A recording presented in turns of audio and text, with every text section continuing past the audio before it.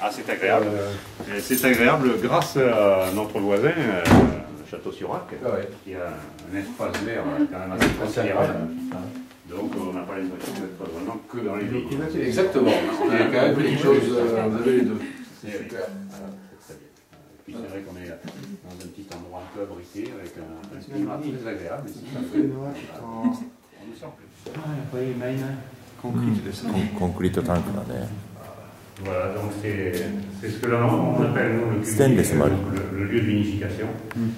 Et comme vous voyez, bon, on est en attente de la récolte 2013, les cuves sont vides, la vinification pourra se faire.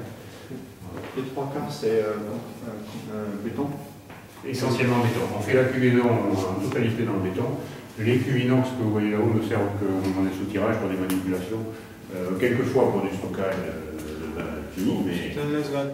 Donc la vinification se fait en cuve béton thermorégulé. On est équipé pour adapter la température qu'il faut. Thermorégulation, oui.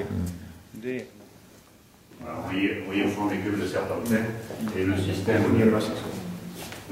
surveillance est ici voilà,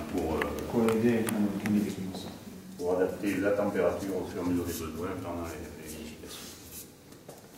En termes de production?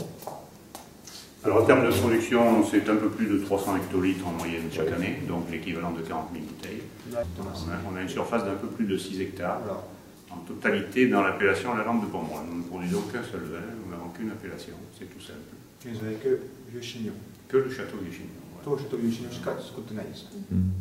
donc actuellement, comme vous le voyez, là c'est presque vide, parce que le millésime en cours d'élevage, le 2012, est en fût, essentiellement en fût. Nous faisons un élevage d'une année complète en fût.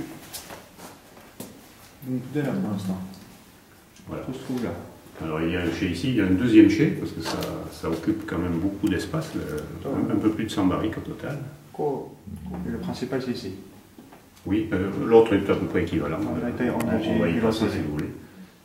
Est-ce que vous êtes intéressé par la découverte d'un vin jeune en cours d'élevage, de goûter le 2012 Directement Directement dans le fût, simplement. Oui. Je vais chercher les verres. Je vais apporter éventuellement un passeport, parce qu'on va faire plusieurs dégustations.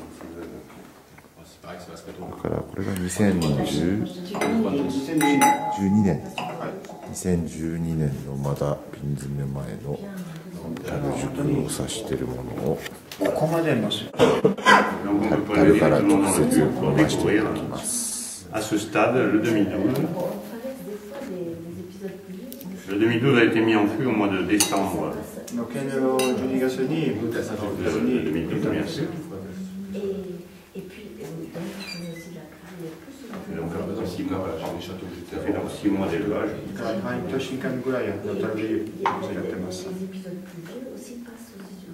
Bien entendu, c'est entrecoupé de sous-tirage, à peu près tous les 4 mois. Bah, ça ne fait pas trop important. Oui, le stade de floraison s'étale quand même sur plusieurs... すごくフレッシュで、まだまだ樽の香りもすごくて。 Alors, puisqu'on parle de floraison, je suis allé chercher une trappe en cours de floraison. Je ne sais pas si vous êtes allé dans les vignes, si vous avez vu un petit peu les vignes ou... Un tout petit peu. On était à cette vignes un tout petit peu, mais c'était intéressant. Voilà, je vais vous montrer.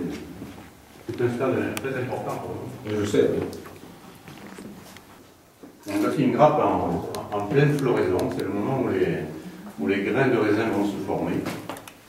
Voilà. Chaque petit bouton. On va dire que la partie est dans la partie critique, si on a compris, pour la pourriture. Sinon, la petite capsule de protection doit partir. Voilà, il faut que la petite capsule parte. C'est celle-là. Qui dégage donc ces petites... Voilà.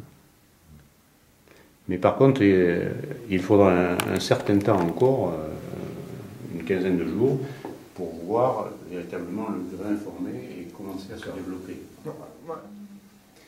Et donc l'incertitude à ce stade, c'est qu'on ne sait pas du tout combien de grains vont se former, combien vont se développer sur la grappe. Et c'est déterminant évidemment pour la production. Chaque année est différente, il faut s'adapter à chaque fois et essayer de faire mieux. On verra. Alors, il y a des fûts neufs.